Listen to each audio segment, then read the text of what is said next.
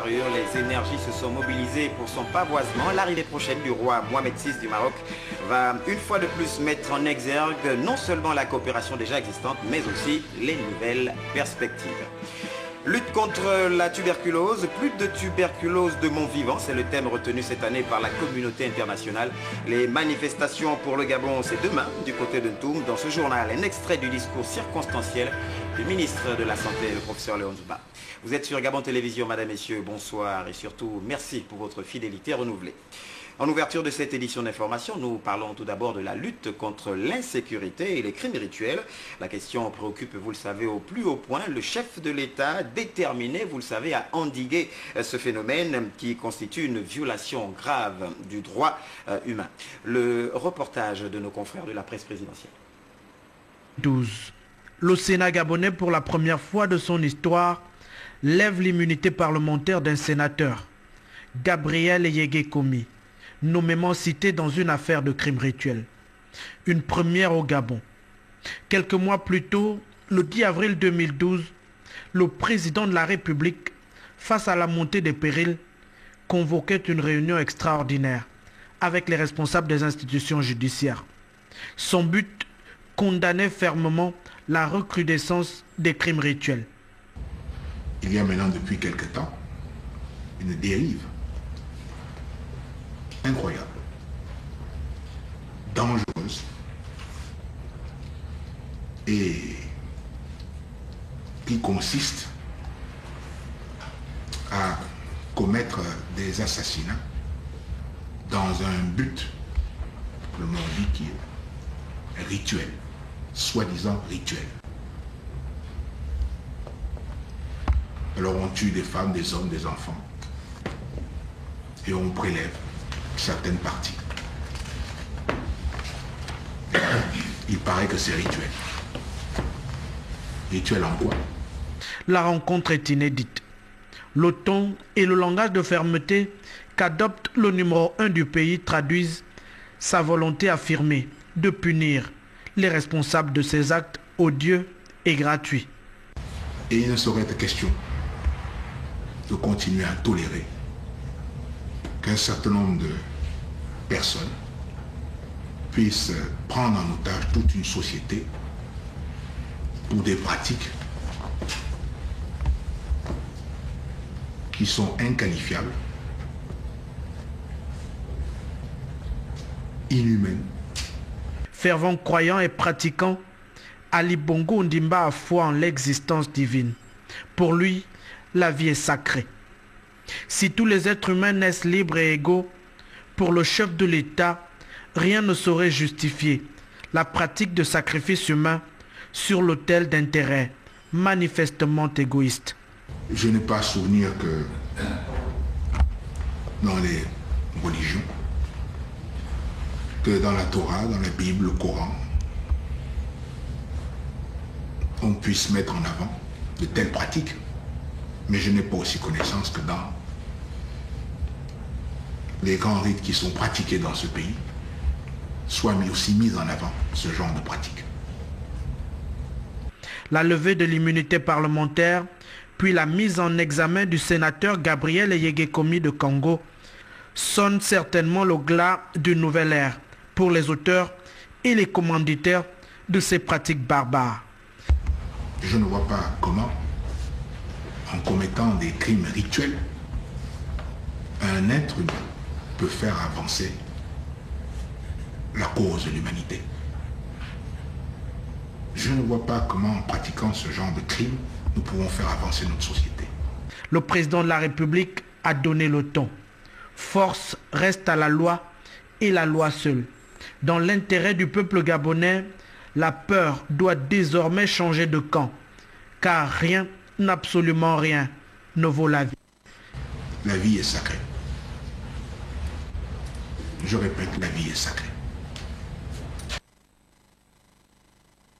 sacré. Pour la suite de cette édition d'information, ce communiqué, le Premier ministre chef du gouvernement, membre du comité de concertation du PDG, le camarade Raymond Dongsima, convie les camarades membres du comité permanent du bureau politique, les conseillers du distingué camarade président du parti, les membres du bureau politique, du secrétariat exécutif, des bureaux nationaux de l'UFPDG et l'UJPDG et du Conseil national originaire de la province du Wollentem à une importante réunion qu'il présidera le mardi 26 mars 2013 à 18 h dans la salle des conférences de l'immeuble Arambo 6 au boulevard Triomphal. La présence de tous est de rigueur. Et puis la suite justement de cet incident, vous le savez, survenu hier à Bangui. Nous recevions d'ailleurs sur ce plateau l'ambassadeur Jean-Claude Franck Mendom. Eh bien, les militaires gabonais sont rentrés ce soir même de Bangui, les militaires blessés. En direct donc depuis l'aéroport, nous avons Cédric Mwele Malonga. Cédric, vous êtes en ligne.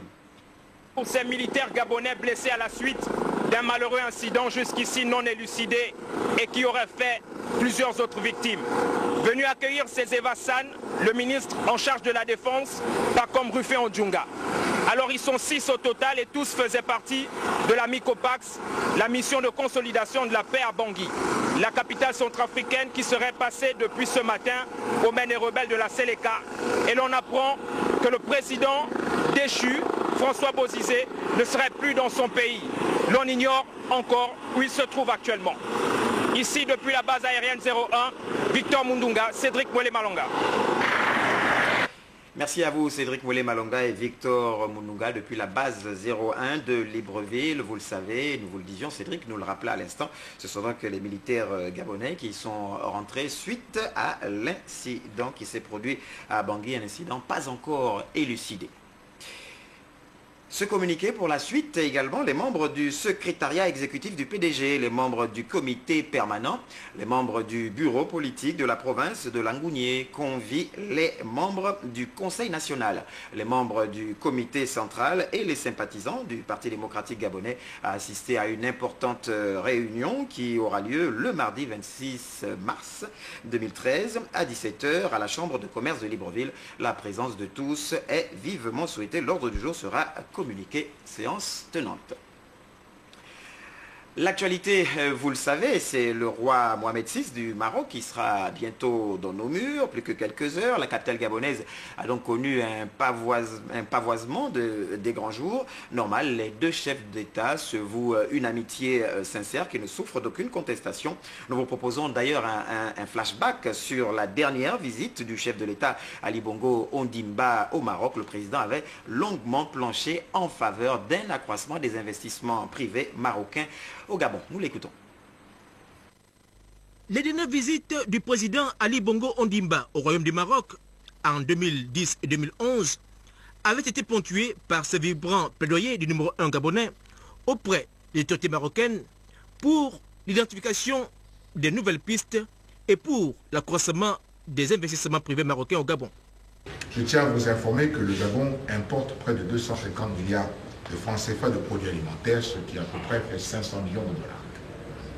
C'est donc un débouché sûr pour toute production additionnelle dans ce domaine. L'idée serait d'arriver à la création des PME locales à travers des joint ventures. Ce type de partenariat devrait favoriser non seulement la constitution de groupements d'entreprises, entreprises d'un groupement puissant à vocation nationale et internationale, mais surtout de renforcer l'investissement privé existant et de transférer du savoir-faire.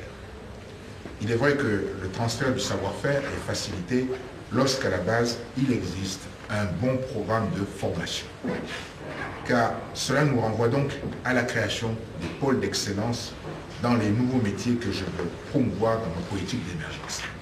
Là encore, je pense que le Maroc peut jouer un rôle important.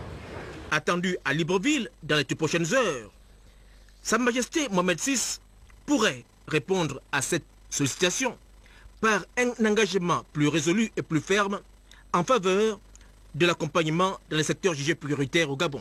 Il y a des opportunités d'affaires très importantes. Et le travail de l'ambassade, justement, consiste à sensibiliser les hommes d'affaires marocains pour qu'ils viennent investir ici. Je citerai par exemple le secteur de logement. Tout le monde sait qu'il y a un déficit ici en matière de logement. On me dit qu'il y a à peu près un déficit de 200 000 unités. Or, nous avons des groupes très expérimentés, avec une riche expérience, une riche expertise, qui veulent venir investir ici.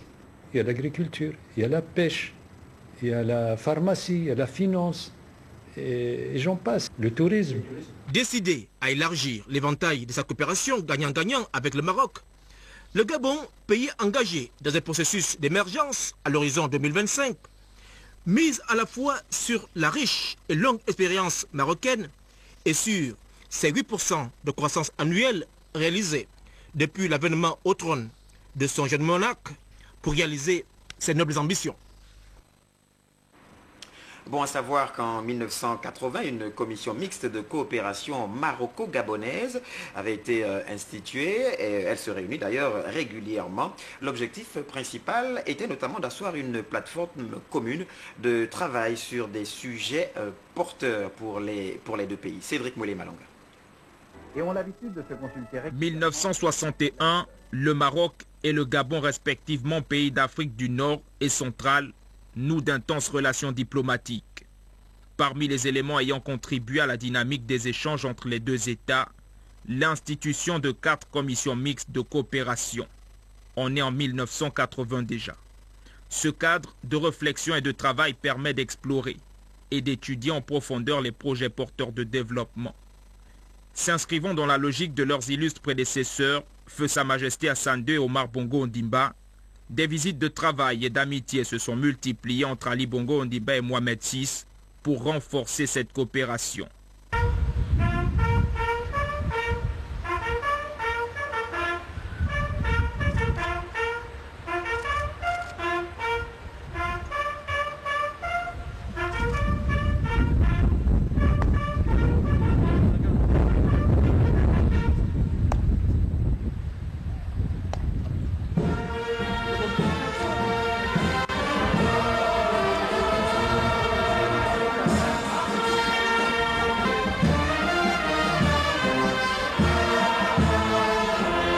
Début 2010, 5 nouveaux accords ont été signés en présence des 2 chefs d'État.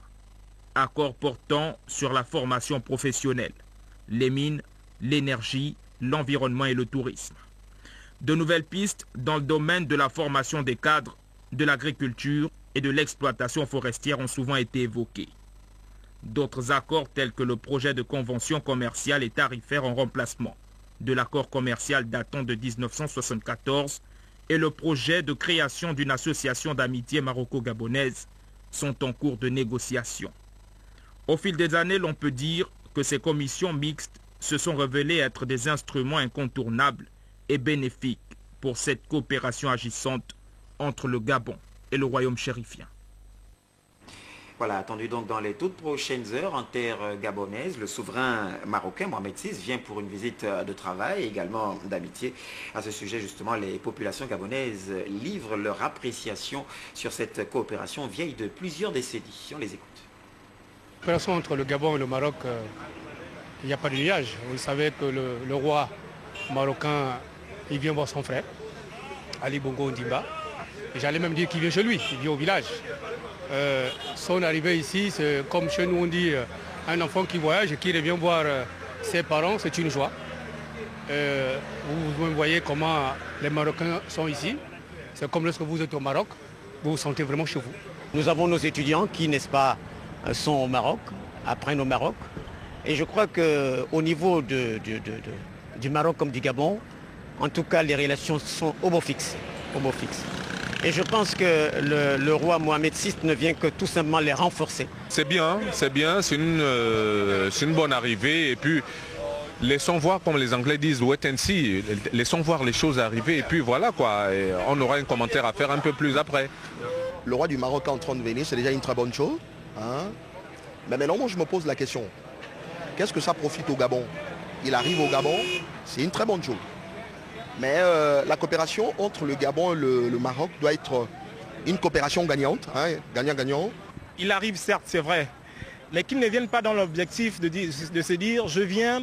Bon, c'est vrai qu'il a été déjà en visite ici, mais je crois que c'est une autre visite particulière, et qu'il vienne apporter un plus au Gabon par rapport à l'émergence que le Gabon connaîtra d'ici 2025. On peut leur dire juste bienvenue, Votre Majesté, et que vos frères et vos sœurs sont prêts à vous accueillir.